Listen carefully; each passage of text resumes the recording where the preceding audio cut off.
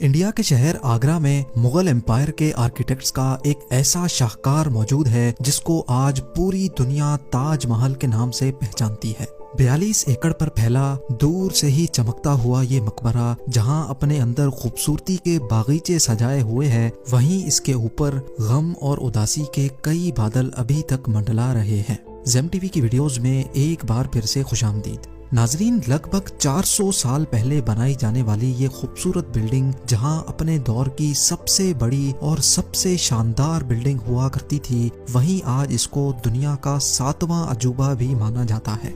इस आलीशान स्ट्रक्चर को बनाने में 20,000 मजदूरों ने दिन रात खून पसीना बहाया, और वो भी 1 या 2 सालों तक नहीं बल्कि पूरे 22 सालों तक।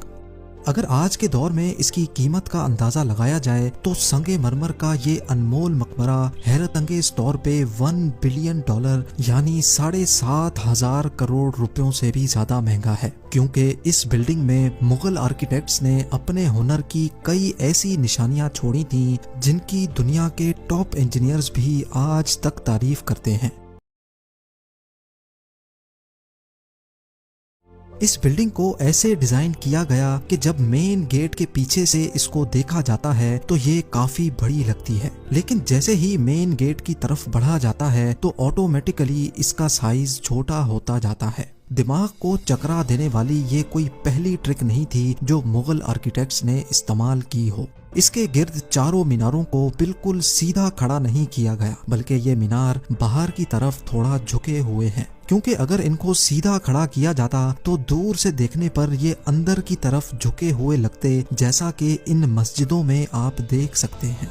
इन मीनारों को बाहर की तरफ झुकाने का एक और रीजन भी था, और वो ये था कि खतरनाक अर्थक्वेक की सूरत में अगर ये मीनार गिरे भी तो ये बाहर की तरफ गिरकर ताजमहल पर एक आंच भी ना आने दे। लेकिन आखिर माजरा क्या था कि इसको बनाने वाले किसी सूरत में इस पर एक खराश भी बर्दाश्त नहीं कर सकते थे। ताजमहल के वो कौन कौन से राज थे जिनको 400 साल पहले छुपाने की कोशिश की गई थी, और जब उस दौर में कंक्रीट या स्टील ही नहीं हुआ करता था तो आखिर इस आलीशान मकबरे और इस पर मौजूद 40 मीटर ऊंचे डोम को कैसे बनाया गया, ये सब और इससे भी ज्यादा आप जान सकेंगे आज की इस स्पेशल वीडियो में। नाजरीन, ये मामला स्टार्ट हुआ था सन 1607 में, जब इंडिया और पाकिस्तान के इस खित्ते में मुगल एम्पायर का होल्ड हुआ करता था। इस दिन मुगल शहंशाह का सबसे छोटा बेटा शहाबुद्दीन मोहम्मद खुर्रम 15 साल का हो चुका था, और उसी की सेलिब्रेशन के लिए आगरा फोर्ट में एक आलीशान पार्टी रखी गई थी। खुर्रम मुगल शहंशाह को सबसे ज्यादा अजीज था, इसी वजह से इसके हर जन्मदिन पर इसको हीरे जवाहरात और सोने से तोला जाता था, यानी जितना वजन शहजादे खुर्रम का होता था उतना ही खजाना इसके नाम कर दिया जाता था। लेकिन इस जन्मदिन पर कुछ और भी खास होने वाला था। मुगल शहंशाह ने शहजादे खुर्रम की शादी अपने एक वकील की बेटी के साथ कर दी, जिसको मुमताज महल के नाम से जाना जाता है। मुमताज और खुर्रम को पहले दिन ही एक दूसरे से बेइंतहा मोहब्बत हो चुकी थी, और उस वक्त ये किसी को भी मालूम नहीं था कि इस मोहब्बत का बोलबाला हमेशा के लिए रहने वाला है।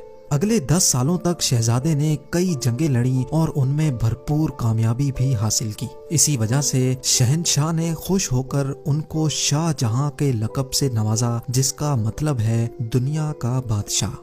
शाहजहां की टोटल 6 बीवियां थीं जो आगरा फोर्ट के हरम में ही रहती थी। इन 6 में से शाहजहां सबसे ज्यादा मोहब्बत मुमताज से करते थे, और यही वजह थी कि उनका ज्यादातर वक्त मुमताज महल के साथ ही गुजरता था। वक्त तेजी से गुजरता जा रहा था, और 4 सालों के बाद यानी 1621 में मुगल शहंशाह अचानक चल बसे। शाहजहां जो पहले ही मुगल एम्पायर में खासा फेमस हो चुका था और जो शहंशाह का चहीता बेटा भी था, 1628 में यानी बाप की मौत के 7 सालों बाद उसने शहंशाह की गद्दी संभाल ली। पूरी मुगलिया सल्तनत अपने नए शहंशाह से बेहद खुश नजर आती थी, ये वो पीरियड था जब मुगल एम्पायर अपने पूरे उरूज पर थी, यानी पूरे इंडिया पाकिस्तान के साथ साथ अफगानिस्तान के भी कई हिस्सों में मुगलिया सल्तनत का राज हुआ करता था। सारे फैसले शाहजहां खुद करता था, जबकि मुमताज महल पीछे रहकर शाहजहां को मशवरे दिया करती थी। लेकिन किसी को भी इस बात का इल्म नहीं था कि ये खुशियां अनकरीब मातम में बदलने वाली हैं।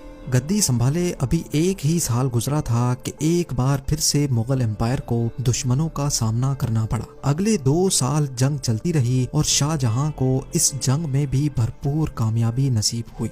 लेकिन शाहजहां अभी इस कामयाबी का जश्न मनाते कि उनको एक अफसोसनाक खबर से आगाह किया गया। मुमताज महल, जो कि शाहजहां के 14वें बच्चे को जन्म दे रही थी, उसकी हालत बिगड़ गई और 17 जून सन 1631 को वो ना चाहते हुए भी इस दुनिया से चल बसी। पूरी मुगलिया सल्तनत का जश्न देखते ही देखते मातम में बदल गया। ये खबर जो शाहजहां पर आग बनकर गिरी थी, उसने तो जैसे इनकी दुनिया ही खत्म कर डाली। शाहजहां की सबसे पहली मोहब्बत और उनकी सबसे अजीज बीवी मुमताज महल इस दुनिया से रुखसत हो चुकी थी। कहा जाता है कि इस गम की परछाई ने शाहजहां को काले अंधेरों में धकेल दिया था। अगले 8 दिनों तक उन्होंने कुछ नहीं खाया और अगले 2 सालों तक ना कोई मौसीकी सुनी और ना ही परफ्यूम लगाया। मुमताज महल ने मरने से पहले एक आखिरी ख्वाहिश की थी। वो चाहती थी कि उनकी कब्र दुनिया के सबसे खूबसूरत मकबरे में बनाई जाए। इस टास्क को और मुमताज महल की आखिरी ख्वाहिश को पूरा करने के लिए शाहजहां ने अपनी सारी दौलत और पूरी जिंदगी वक्फ करने का इरादा कर लिया। मुमताज के गुजरने के 6 माह बाद यानी 1632 में ही ताजमहल की कंस्ट्रक्शन का काम शुरू कर दिया गया। करीब 20,000 से भी ज्यादा मजदूर, पत्थर तराश और कारीगरों को पूरी सल्तनत से इकट्ठा किया गया। लश्करों के लश्कर शाहजहां के हुक्म पर आगरा बुलवा लिए गए थे। क्योंकि मुमताज की कब्र यमुना रिवर के बराबर में मौजूद थी, इसी वजह से इस जगह पर दुनिया की सबसे खूबसूरत बिल्डिंग बनाना काफी मुश्किल टास्क था। रिवर के किनारे जमीन काफी सॉफ्ट होती है और अगर यहाँ खुदाई का काम किया गया तो पानी का बहाव ताजमहल की फाउंडेशन को भी नुकसान पहुंचा सकता था। इस मसले से निपटने के लिए मुगल इंजीनियर्स ने यहाँ सबसे पहले जमीन के अंदर कई कुएं खुदवाना शुरू किए। मजदूर ये कुएं तब तक खोदते रहते जब तक खुश्क जमीन नजर ना आ जाती थी। इन कुओं को पत्थरों और गारे से भरा गया और फिर उसके ऊपर पत्थरों के बड़े बड़े कॉलम्स खड़े किए गए। इस सारे काम को अंजाम देने के लिए मजदूरों के साथ साथ हाथियों की एक बहुत बड़ी फौज को भी इस्तेमाल किया गया। मुगल इंजीनियर्स की ये ट्रिक काम कर चुकी थी और अब एक ऐसी मजबूत फाउंडेशन तैयार थी जो नरम जमीन पर भी फौलाद बनकर खड़ी थी। फाउंडेशन के बाद अब बारी थी एक ऐसे बिल्डिंग डिजाइन की जो आज से पहले किसी ने भी ना देखा हो। एक ऐसा डिजाइन जो पिछले सारे रिकॉर्ड तोड़ डाले। ताजमहल के डिजाइन का आइडिया शाहजहां ने अपने बाप दादा के मकबरों से लिया था। बाप के मकबरे से मीनारों का आइडिया लिया गया, दादा के मकबरे से बिल्डिंग कोर का आइडिया लिया और अपने अंकल के मकबरे से डोम का आइडिया लिया था। और जब इन सबको कंबाइन किया गया तो एक शानदार और आलीशान डिजाइन उभर कर सामने आया। बिल्डिंग के स्ट्रक्चर को बनाने के लिए लाखों नहीं करोड़ों ईंटें मौके पर ही बेक की गई। ये सब इतना आसान नहीं था और इसमें लातादाद पैसे भी बहाए जा रहे थे। हर गुजरते दिन शाही खजाना तेजी से खाली होता जा रहा था, लेकिन शाहजहां को किसी चीज की परवाह नहीं थी। बस उनको ये काम हर कीमत पर कंप्लीट करना था। कहा जाता है कि ताजमहल की कंस्ट्रक्शन में इतने ज्यादा लोग लगाए गए थे कि इनकी वजह से आसपास के इलाकों में खाना पीना खत्म हो गया था। 20,000 मजदूरों और कारीगरों की डिमांड पूरी करने के लिए शाहजहां ने आसपास के तमाम इलाकों से अनाज आगरा मंगा लिया था। कई सालों की मेहनत के बाद बिल्डिंग का स्ट्रक्चर कंप्लीट हो चुका था और अब बारी थी इसको संगमरमर से सजाने की। ये संगमरमर आगरा से 400 किलोमीटर दूर राजस्थान से मंगाया जाना था, क्योंकि यहाँ का मकराना मार्बल आज तक दुनिया का फाइनेस्ट मार्बल माना जाता है। शाहजहां ने ताजमहल के लिए पूरा मकराना मार्बल रिजर्व कर लिया था, यानी जब तक ताजमहल की डिमांड पूरी नहीं हो पाएगी तब तक किसी को भी ये मार्बल खरीदने की इजाजत नहीं थी। 1000 हाथियों की मदद से हजारों टन वजनी मार्बल राजस्थान से आगरा मंगाया गया। ताजमहल का ये खूबसूरत डोम इतना बड़ा है कि इसका अंदाजा सिर्फ आंखों से देखकर ही लगाया जा सकता है। आजकल इस तरह के डोम बड़ी आसानी से स्टील स्ट्रक्चर पर बनाए जा सकते हैं, लेकिन 400 साल पहले 40 मीटर ऊंचे डोम को बनाने में उनके पास सिर्फ पत्थरों का ही सहारा था। इस डोम को बनाने में मुगल इंजीनियर्स ने जो स्ट्रेस कैलकुलेशन की थी, उसकी आज के इंजीनियर्स भी बहुत तारीफ करते हैं। ताजमहल की फिनिशिंग के लिए इसको पीटरा डूरा या परचिनकारी से डेकोरेट किया जाना था।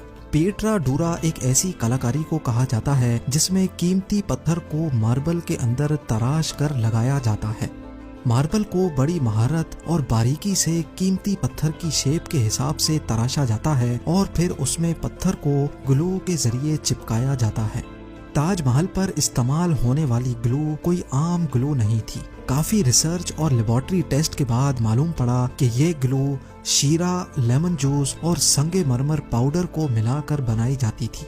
वही सेम ग्लू आज भी ताजमहल की रेनोवेशन के लिए इस्तेमाल की जाती है। ताजमहल की खास बातों में एक बात यह भी है कि ये दिन में 4 मर्तबा अपने रंग बदलता है। सूरज निकलने से पहले ये बिल्कुल ब्लैक शेड देता है, सूरज निकलने के बाद ये लाइट येलो और पिंक शेड देता है, जबकि दोपहर के वक्त ताजमहल की खूबसूरती का नया रुख देखने को मिलता है। नीले आसमान पर जैसे मोती चमक रहा हो और सनसेट के वक्त ये पूरी बिल्डिंग गोल्डन कलर की दिखाई देती है। पूरे 22 सालों के बाद सन 1654 में ताजमहल की कंस्ट्रक्शन का काम मुकम्मल कर लिया गया। शाहजहां अपनी बेगम की याद में दुनिया का सबसे खूबसूरत मकबरा बनाने में कामयाब हो चुका था। शाहजहां ने इस आलीशान इमारत का नाम अपनी पसंदीदा बीवी की याद में ही रखा। मुमताज महल से इसका नाम ताज महल रख दिया गया।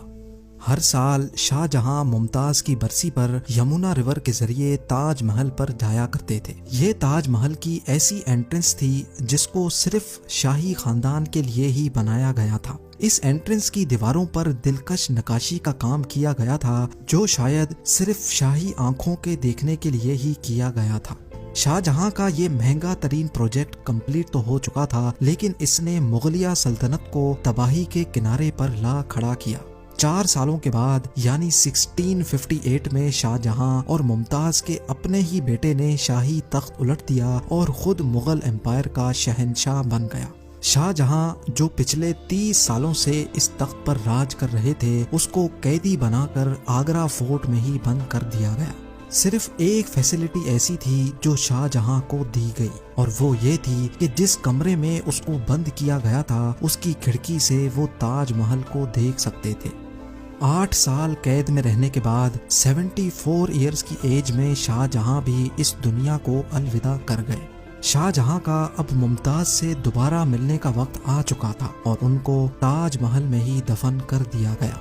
उम्मीद है ज़ेम टीवी की ये वीडियो भी आप लोग भरपूर लाइक और शेयर करेंगे। आप लोगों के प्यार भरे कमेंट्स का बेहद शुक्रिया। मिलते हैं अगली शानदार वीडियो में।